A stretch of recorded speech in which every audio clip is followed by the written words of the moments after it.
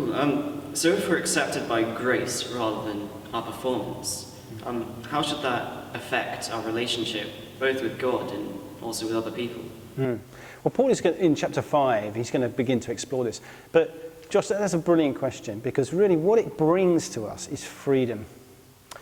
You know, if we constantly, and this is what really I think is what marks other faiths, is a constant worry as to whether or not I'll be accepted.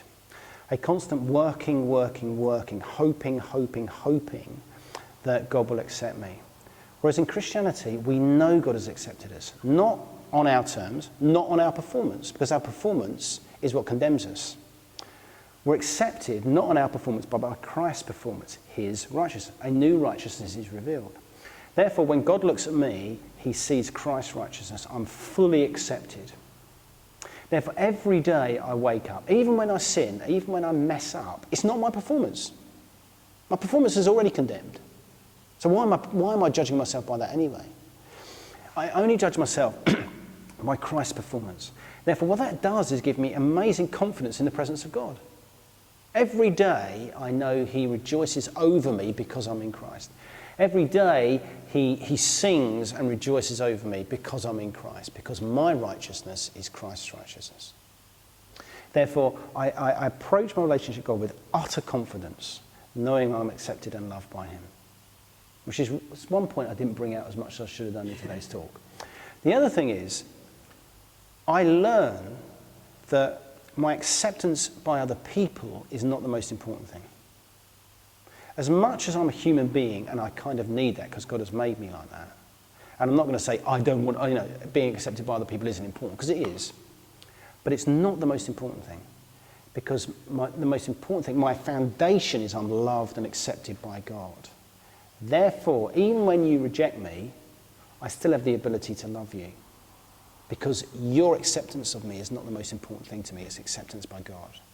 Now you see that most perfectly revealed in Christ.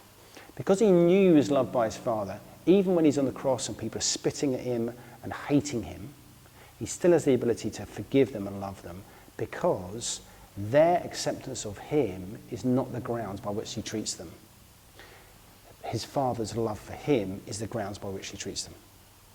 So it has a radical effect on our lives. Grace, at least it should. Yeah, so I suppose it is all good news this week, actually. We have been given God's promise. All we need to do is remember that.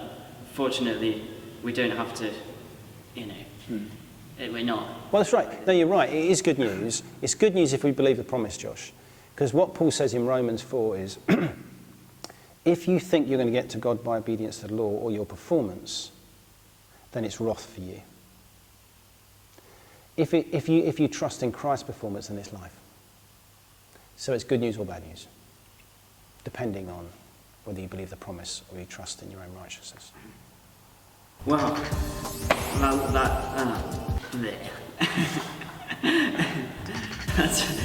that's a good way to wrap up. Yeah, it says what you think, is it? Blur. Yeah.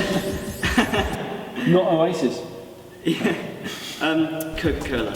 Thank you very much. Thank you, Tom.